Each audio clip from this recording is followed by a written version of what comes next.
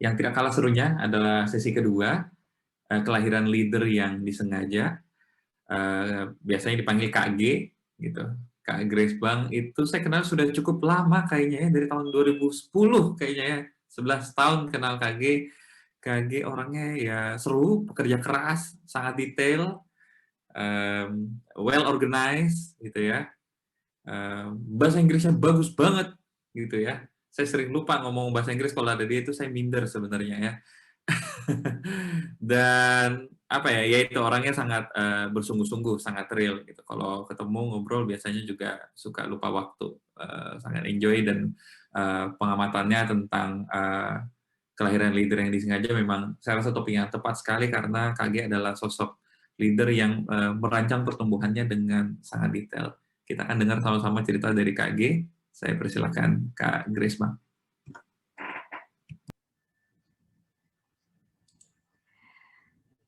Halo semua, malam para coach, leader.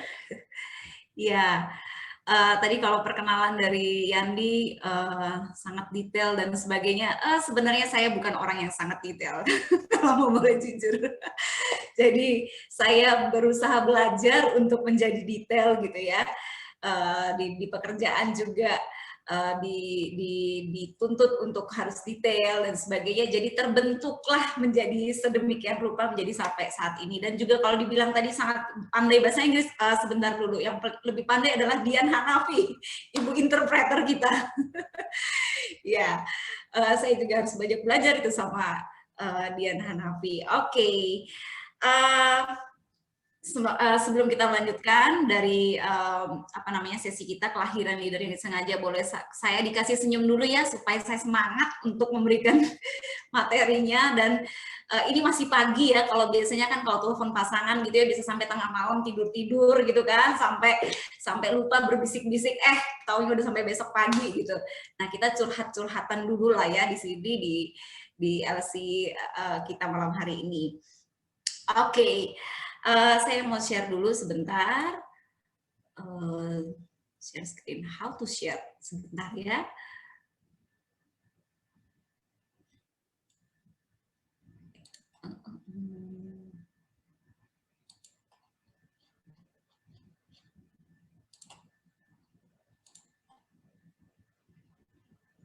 Kok saya tiba-tiba ngeblank ya? Maaf ya saudara-saudara, sebentar ya. Kliknya di share screen kan, ini ada awan partisipan, multiple partisipan, advanced survey sharing option, pilih yang mana nih saya ya? Coba pilihannya di share screen KG biar kita bisa lihat. Loh, itu masalahnya ya? Albert gimana coba? Gimana caranya? Klik share screen terus ke bagian yang basic sih. Kok nggak ada basicnya? Multiple semua? Iya, KG, makanya coba di-share sama kita, jangan malu-malu biar kita bisa lihat juga pilihannya. Kliknya jangan yang gambar capingnya, tapi langsung share screen-nya aja. Ya, langsung yang kotak hijaunya, KG. Oh, I see, ya ampun. Oke, baiklah. Ini. No problem, people change. Sebentar, oke. Apakah kelihatan ini? Oke, baiklah kita mulai ya. Ya, temanya kita yang dikasih kelahiran leader yang disengaja. Kalau tadi yang dikatakan saya sangat well organized, ya itu saya mau katakan saya berusaha. Saya belum sempurna, kita sama-sama semua belajar untuk well organized dalam segala sesuatu.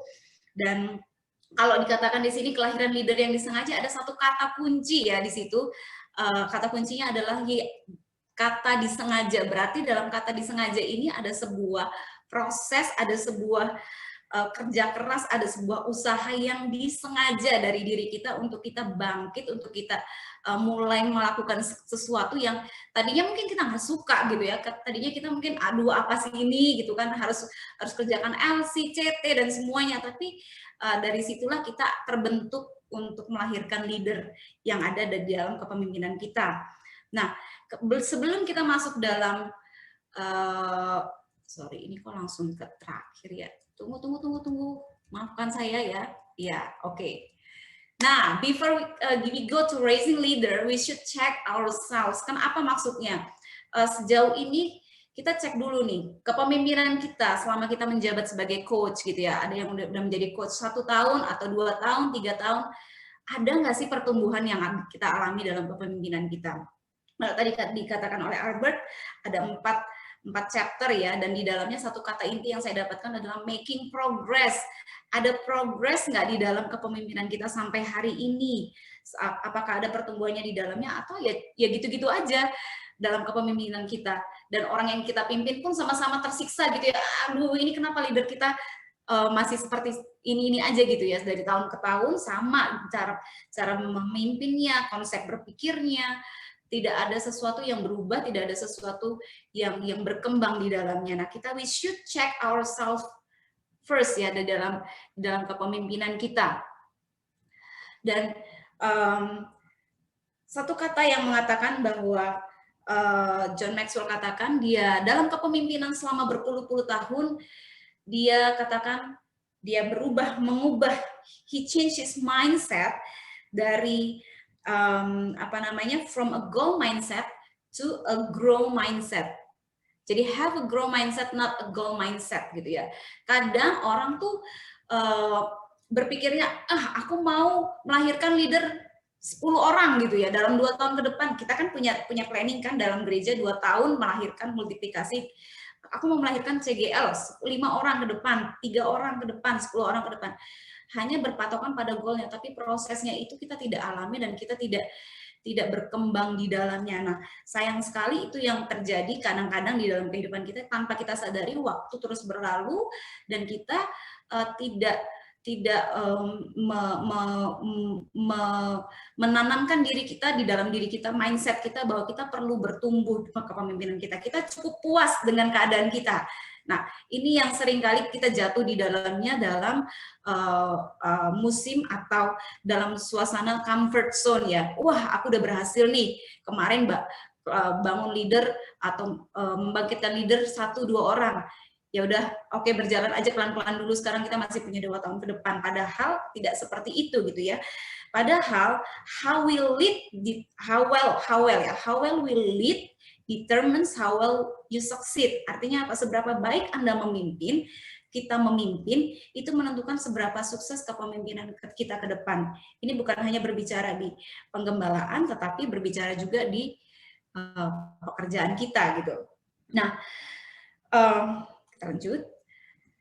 Ada satu quotes yang katakan everything rises and falls on leadership gitu. Everything rises and falls on leadership. Ternyata kebangkitan para pemimpin itu tergantung pada leadershipnya kita memang kan. Dan segala sesuatu itu akan bangkit dan jatuh dalam kepemimpinan yang kita lakukan. Kalau kita gagal di dalamnya, ya kita akan menghasilkan pemimpin yang kurang qualified mungkin, kurang kompeten mungkin. Tapi kalau kita membangun diri kita dengan sedemikian rupa, kita akan juga bersama-sama naik. Kita akan rise his leadership, akan rise dalam kepemimpinan kita. Nah, pengkhotbah katakan untuk segala sesuatu itu ada masanya, untuk apapun di bawah langit itu ada waktunya.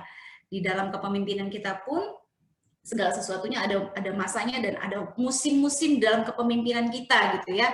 Kalau tadi Albert ada 4 chapter dalam kepemimpinan yang kita alami sekarang gitu. Kita punya goal, kita punya plan bersama satu gereja gitu ya. Visi kita adalah 2 tahun kita menghasilkan atau memultiplikasi. Nah, di dalam pertanyaannya, di dalam 2 tahun itu apa yang kita lakukan? Kadang-kadang kita tanpa sadari waktu itu cepat berlalu gitu. Tahu-tahu udah pertengahan tahun, tahu-tahu udah 1 tahun lagi. Gimana nih caranya menaikkan leader yang dalam 1 tahun aku harus mempersiapkan leader untuk bangkit di tahun yang, misalnya contohnya sekarang ya, kita kan sudah berjalan dari tahun yang lalu. Ini masuk tahun kedua. Waduh, kalang kabut gitu kan. Ada target yang dicanangkan oleh gembala kita di Oktober nanti kita akan multiplikasi massal gitu. Terus kita bertanya, aduh, nggak siap nih, mepet nih. Sebenarnya dalam 2 tahun itu nggak mepet, saudara.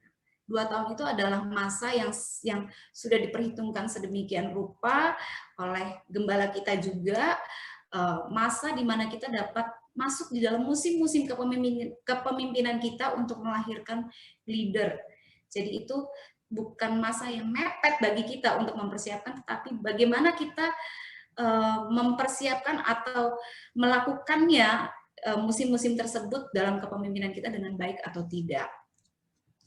Oke, kita masuk dalam musim kepemimpinan. Ada 4 musim.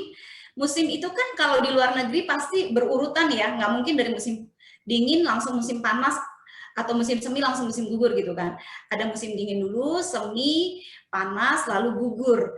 Nah, apa sih artinya musim dingin itu masa merencanakan, musim semi itu musim menanam, musim panas itu saatnya berjerih lelah, musim gugur itu saatnya memetik hasil. Kita mau lihat satu-satu musim di mana kita akan pelajari bersama. Nah, musim dingin adalah masa merencanakan atau kita masa merenungkan.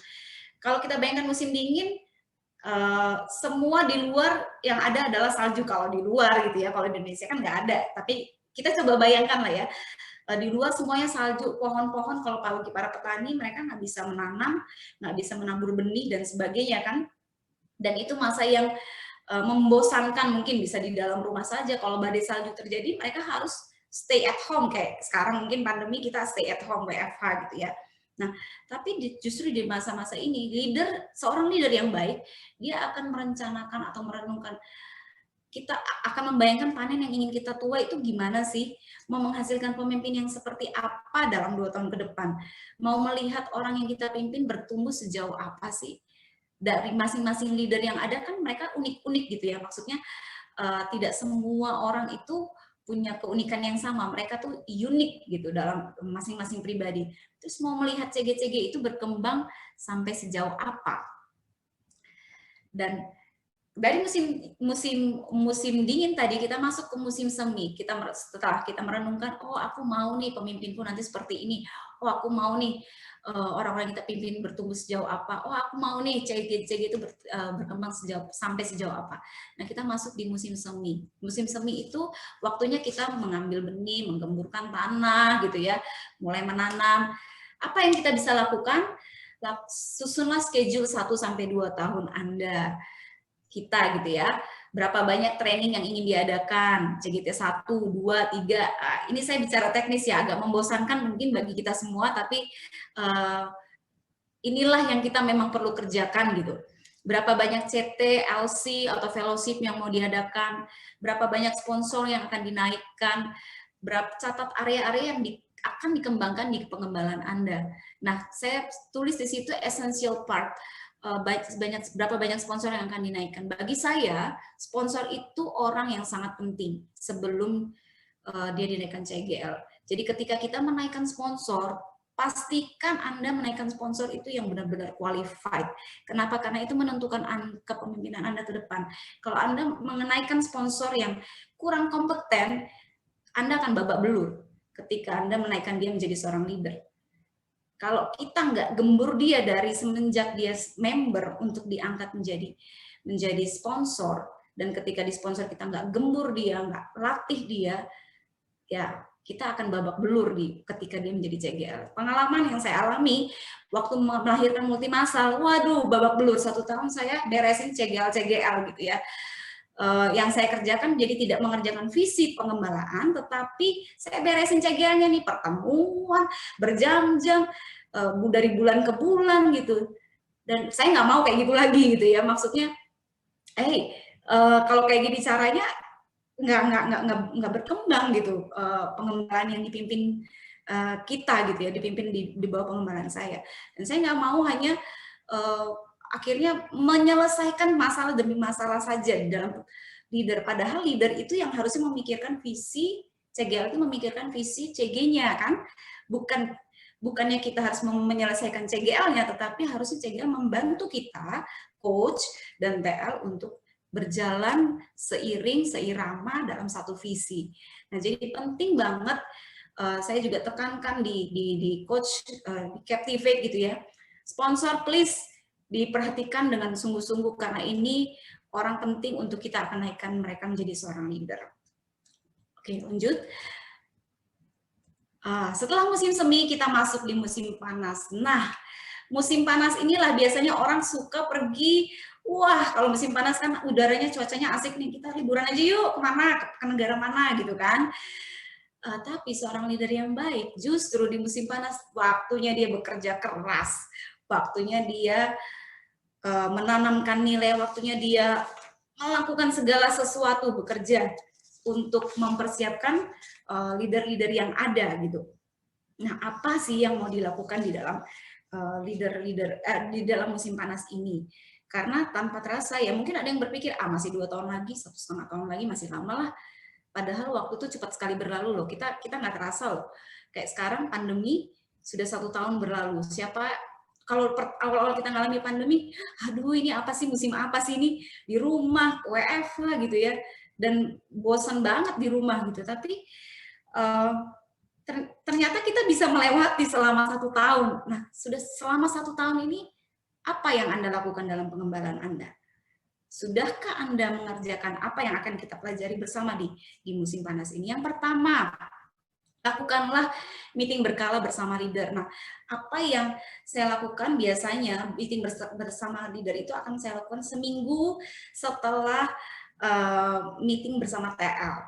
Kalau saya meeting dengan coach ya, mungkin kalau bagi teman-teman coach, setelah meeting dengan TL, kasih jangka waktu seminggu untuk Anda terima visi, Anda terima message yang disampaikan TL Anda, baru Anda bagikan ke teman-teman, rekan-rekan di CGL gitu, bersama dengan apa yang sudah kita persiapkan. Jangan sampai kita ini kan penyalur ya, penyalur visi gembala di atas.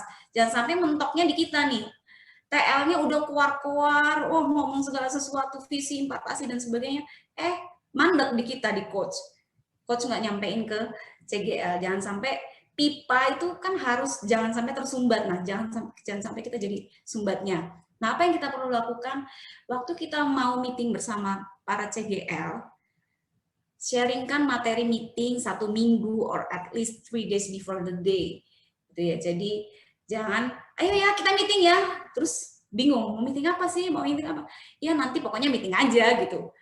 Padahal kan orang tuh clueless, mau meeting apa sih, ini harus dikasih tahu apa sih materi meetingnya, supaya apakah mereka perlu mempersiapkan presentasi atau yuk pikirin ide sama-sama yuk, nanti kita pas di meeting kita bisa bahas bersama-sama gitu.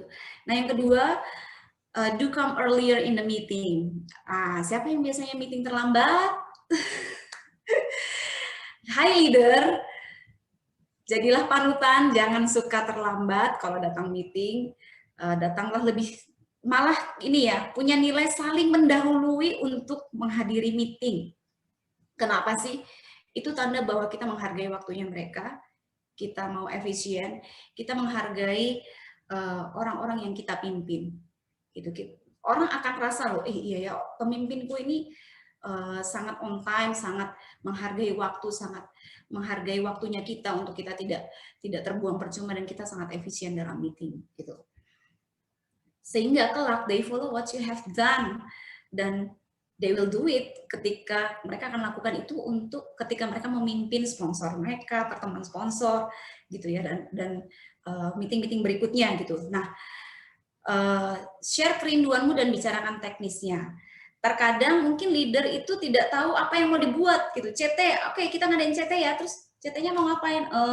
Apa ya gitu. Nah, jangan gitu. Harus punya the whole concept dulu. Teknisnya mungkin kita bisa bicarakan bersama dengan leader kita, tapi kita harus punya poin konsepnya tuh mau apa, supaya nggak clueless, CT-nya mau ngapain, fellowship-nya mau ngapain. Nah, di dalam leadership table itulah ide-ide itu dikembangkan. Invite your leader to talk gitu ya, to speak, to give their ideas gitu, untuk mereka speak up, jangan jadi pasif di dalam meeting. Oke. Nah, pada saat menentukan CT misalnya, mendelegasikan kepada orang yang tepat. Ada satu hal, melimpahkan tugas dengan mendelegasikan itu beda. Melimpahkan tugas itu seperti memberikan instruksi. Melimpahkan tugas itu nggak pandang bulu ya, pokoknya A ya A gitu. Itu dilakukan karena memang harus dilakukan, tanpa memandang kekuatan dan kelemahan orang yang memikul tugas itu. Tapi kalau mendelegasikan, artinya Bukan berarti kita ini lepas tangan.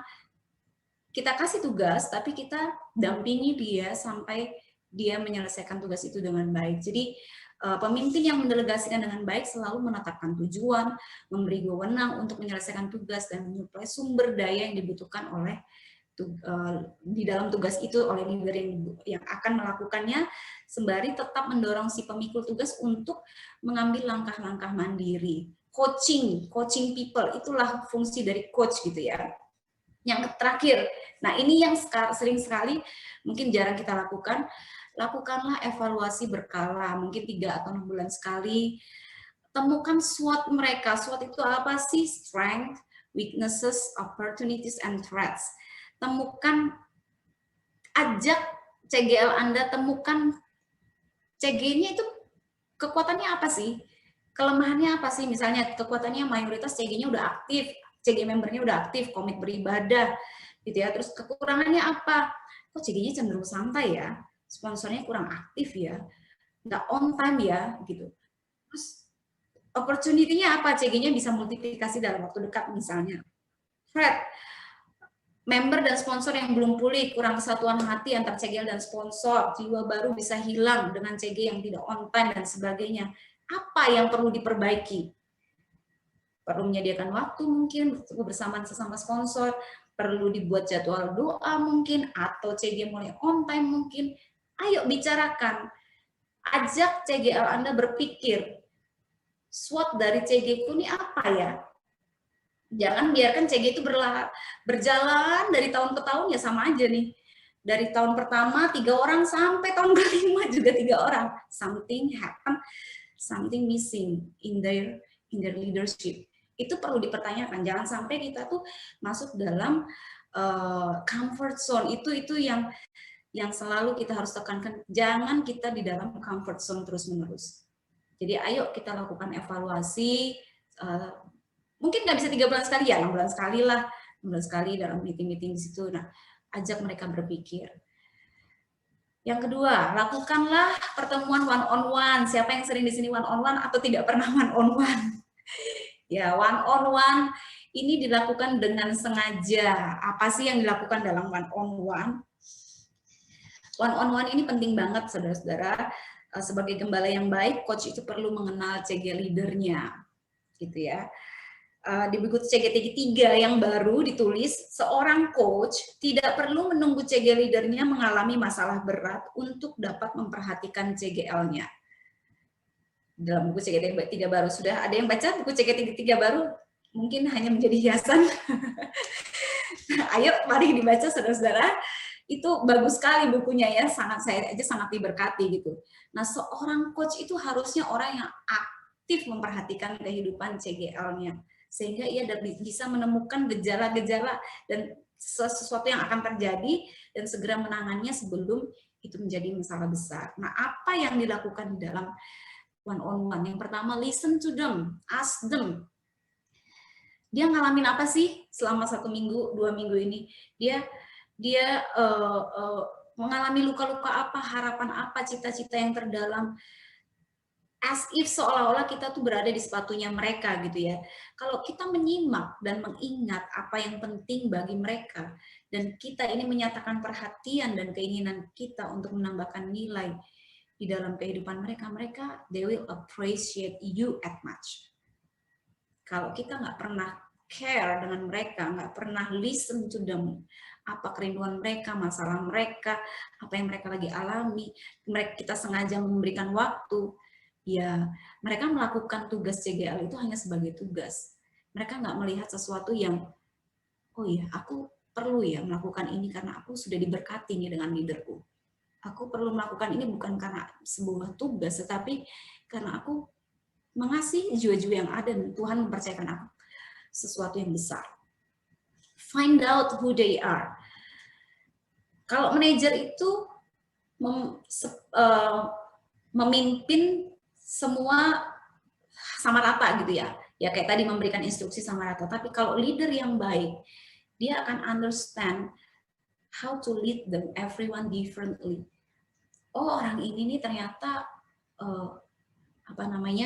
sanguin ya, sensitif ya di area ini, berarti aku harus hati-hati nih ngomongnya, atau aku harus cara memberikan perhatian tuh dengan cara yang berbeda. So, finding people really means to intentionally value them. Ada satu kata kunci dalam kepemimpinan. Kepemimpinan yang kuat itu, kunci dari memimpin untuk menghasilkan membangkitkan leader adalah consistency dan intentionally. Konsisten melakukan pertemuan one on one dan intentionally, dengan sengaja melakukannya. Lalu beri perhatian dan percayalah mereka.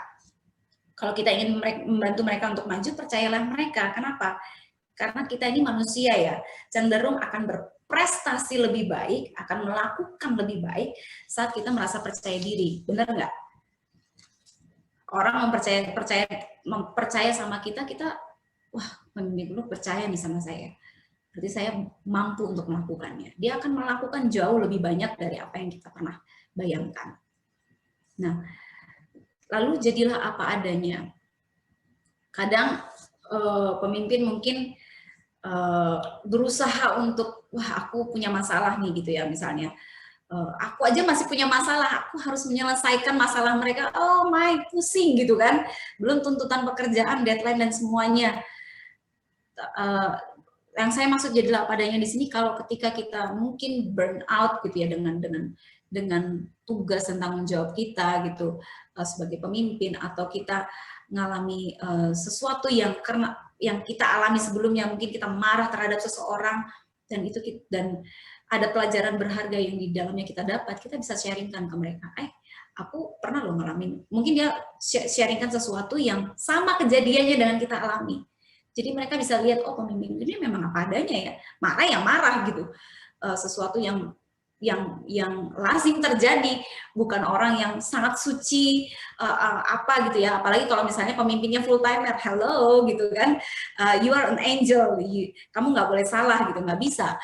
Jadilah apa adanya dalam kehidupan kita. Kalau kita salah, say sorry ke mereka. Jangan kita apa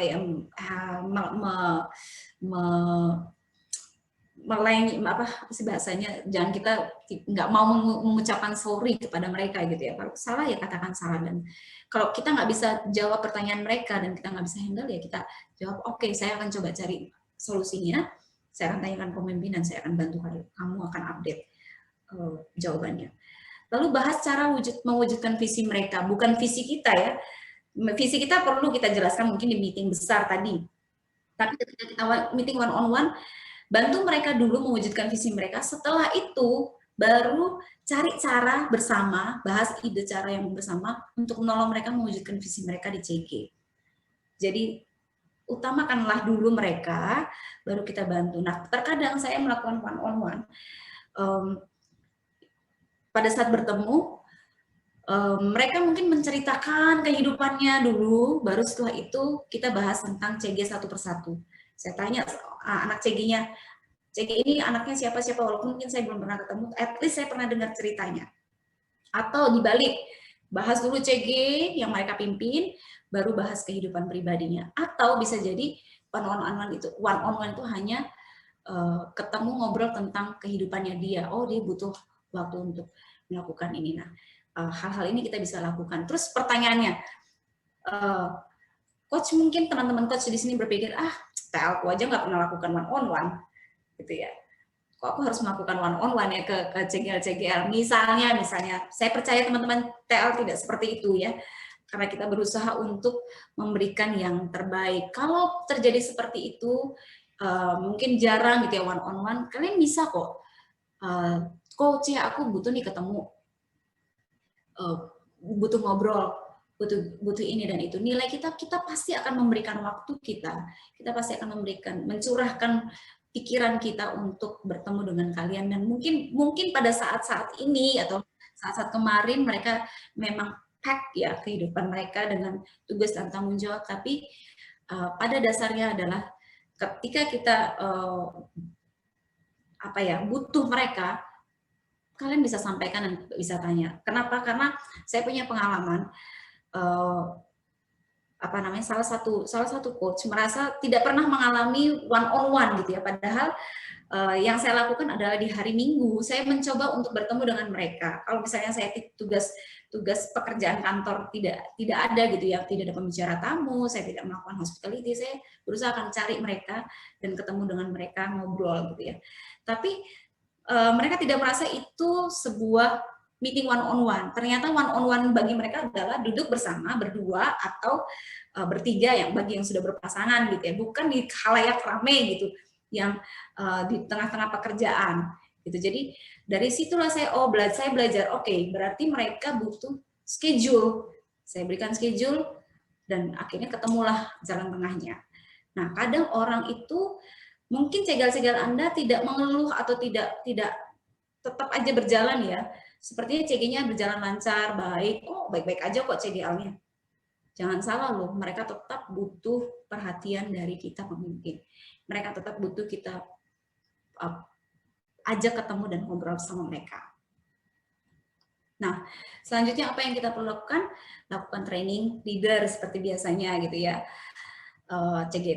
Ini harusnya CGT 1 dan 2, CGT 1, 2, dan 3 kalau misalnya untuk TL. Lakukanlah itu, schedulekan itu, dan kalau tadi di musim semi kita susun jadwal, di musim panas ini kita lakukan jadwal-jadwal yang sudah kita lakukan. Nah, saya biasanya per tahun ini saya kasih coba schedule meeting one on one ya dengan teman-teman coach gitu di Captivate selama 1 tahun. Saya mau ketemu di hari Rabu atau Kamis. Itu bagi saya waktu yang dimana saya curahkan untuk mereka gitu ya. Kenapa saya buat schedule? Karena dengan adanya schedule itu saya terdorong, oke, besok minggu depan aku ketemu orang ini nih gitu ya. Berarti aku harus bahas apa nih? Bulan lalu saya ketemu dengan dia, materinya apa yang saya bahas? Saya biasa catat atau saya voice note gitu ya. Record apa yang sudah dibicarakan bulan sebelumnya supaya di pertemuan yang ini oke, dia mengalami progres yang sedemikian gitu. Tidak selamanya berjalan smooth, tetapi at least dengan schedule yang ada memotivasi kita, mendorong kita untuk kita bisa lakukan itu. Oh, saya sudah jadwalkan LC nih, sudah jadwal LC sudah sampai di sponsor, mereka sudah terima, berarti mau apa saya harus siapkan gitu. Terdorong untuk mempersiapkannya. Yang keempat, pay attention to all details. Nah, semakin besar jumlah yang dipercayakan, semakin harus detail memanage segala sesuatu. Makin besar company, makin details lah kita harus mempersiapkannya. Makin besar pengembangan yang dipercayakan pada Anda, semakin harus detail dalam menjalankannya. Saya bukan orang yang detail, tapi saya berusaha untuk melakukan detail, walaupun mungkin masih ada yang miss-miss gitu ya. Tapi mau tidak mau kita harus bertumbuh di dalam hal ini. Ini hal yang paling membosankan. Musim panas itu musim yang sangat melelahkan gitu ya. Kayaknya jenuh, pack, dan kegiatannya berat. Tapi kalau mau dipikir-pikir lagi, ternyata Anda itu produktif loh di musim panas. Wah, kalau when you look back, aku udah melakukan CGT loh, aku udah melakukan one on one loh, meeting ini, meeting itu, aku udah sharingkan segala sesuatu. Ternyata ada Anda itu produktif di dalamnya, walaupun ketika melakukannya sepertinya berdarah-darah gitu ya. Aduh, ada meeting ini, ada ini. Tapi satu kuncinya sebelum segala sesuatu itu bisa kita lakukan ya adalah hubungan kita dengan Tuhan juga gitu ya. Kita perlu punya waktu-waktu pribadi dengan Tuhan untuk kita menjadi terbakar lagi, termotivasi lagi. Dan justru kadang ketika kita burn out dan ketemu meeting one on one, saya pulang dari meeting one on one tuh kadang saya yang terbakar. Saya lihat, ternyata orang ini, anak ini luar biasa ya, ngalami ini dan itu. Saya yang jadinya terbakar. Nah, pernah nggak teman-teman ngalamin itu? Sudah burn out, udah mau putus asa lah dengan kepemimpinan, tapi ternyata dari ketemu itu pulang, kok saya jadinya semangat ya untuk memimpin. Nah, pay attention to all details, perhatikan LDP-nya mereka, punya catatannya, supaya nggak tanya ke CG lagi, ini sponsornya udah ikut CGT 1-2 nggak ya? Ini udah ikut MSC 1-2-3 nggak ya? Itu bolak-balik nanya ke CGL-nya. Punyailah bank data LDP-nya, presensi CG, CT, sadar atau nggak sadar, anak-anak yang member-member atau member yang ada dalam kepemimpinan kita, kalau mereka jarang join dengan acara yang kita adakan, berarti ada sesuatu yang terjadi. Entahkah mereka mungkin mengalami kebosanan, atau juga mereka nggak mengalami, kedepannya pasti mereka nggak mengalami pertumbuhan. Kalau kita mau lihat dari data yang kita punya, gitu. Tanpa disadari, sadar atau nggak sadar, itu bisa jadi bahan evaluasinya kita. Oke, kita masuk di dalam musim gugur. Musim gugur, momen ini adalah momen di mana kita menerima buah kerja keras kita ya, di akhir Oktober, November, Desember. Wah, kita celebrate gitu kan, celebrate multiplikasi gitu. Akhirnya menghasilkan leader-leader, meracing leader-leader. Setelah 2 tahun bekerja keras gitu, selama ini, saatnya kita memetik hasil dan menikmatinya. Appreciate yourself. Kita harus appreciate, mau besar, mau kecil hasilnya. Banggalah dengan apa yang kau sudah lakukan. Jangan berkecil hati ketika mungkin cuman menghasilkan 1 leader. Mungkin belum menghasilkan satu leader pun belum ada gitu ya, tapi at least ada progres. Oh ya, sebentar lagi nih, 3 bulan ke depan aku akan menghasilkan. Jangan berkecil hati, jangan langsung, ya aku nggak seperti coach yang lain ya, kok dia bisa memultiplikasi, aku kok enggak gitu.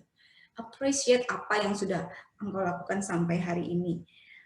Nggak ada musim yang lebih manis daripada musim ini ketika kita menikmati apa yang sudah kita kerjakan. Sama seperti ketika kita berlibur gitu ya. Wah, kita udah kerja keras, kita liburan bersama keluarga, orang-orang yang kita kasihi, dan kita menikmati hasil kerja keras kita. Yang terakhir saya mau bagikan ada leadership is an influence, not a title. Seberapa besar pengaruh Anda ke kehidupan mereka, seberapa dekat Anda dengan mereka, itulah arti dari leadership, bukan bukan membagikan atau menginstruksikan segala sesuatu, enggak, tapi teman-teman coach, ayo kita sama-sama hand in hand gitu ya, bersama dengan teman-teman para TL, kita sama-sama membangun leadership kita untuk kita menjadi pengaruh yang baik buat semua yang kita pimpin. Dan kalau engkau sampai hari ini mungkin di dalam membangun leader sepertinya bergerak sendiri, atau kok kayaknya berjalan sendiri ya, mungkin Anda perlu tanyakan, apakah aku sudah berkomunikasi dengan baik dengan pemimpin di atas kita? Setiap apa yang kita rencanakan, apakah itu sudah kita sharingkan kepada pemimpin kita? Mungkin ada sesuatu yang miss di dalamnya. Hubungan itu harus tetap ada, hubungan pemimpin kita dengan kita dengan di bawah gitu, itu perlu tetap kita harus bangun. Dan leadership is an influence, not a title. Yuk kita bangun sama-sama kehidupan kita menjadi pribadi yang lebih baik, menjadi leader yang lebih baik. Mungkin belum sempurna, kita sama-sama bertumbuh, saya juga bertumbuh sama-sama gitu ya. Belum ada yang sempurna di dalam dunia ini, tapi dalam segala sesuatu ada masanya dan waktunya, dan itu kita perlu sadar, stay aware dengan apa yang kita dipercayakan Tuhan, apa yang Tuhan berikan dalam hidup kita. Jangan take it for granted dengan kepercayaan yang Tuhan berikan. Tuhan bisa cabut kepercayaan itu dengan gampang. Kalau kita mau mundur, oke, kita bisa ganti dengan yang lain. Tapi tanpa disadari dalam kepemimpinan kita, ketika kita sungguh-sungguh di dalamnya, when you look back in your life, wow, Tuhan itu luar biasa ya, bekerja dalam hidupku sampai hari ini tuh signifikan sekali gitu, tanpa kita sadari. Sudah 2 tahun aku menjabat coach, sudah 5 tahun aku menjabat coach, atau mungkin baru 1 tahun menjabat coach, tapi begitu banyak hal yang kita boleh nikmati dan alami di dalam kepemimpinan kita. So, ayo sama-sama kita bangun di dalamnya. Pertanyaannya nanti akan di-sharingkan oleh Yandi untuk jadi bahan diskusinya ya. Thank you untuk semuanya, untuk perhatiannya untuk dalam LC ini. Yuk kita sama-sama bangun. Apakah ini kita perlu berdoa atau bagaimana? KG kalau mau tutup dalam doa boleh, kalau enggak juga boleh. Oke, kita berdoa dulu deh sebelum ini break room. Bapak, kami bersyukur untuk malam hari ini.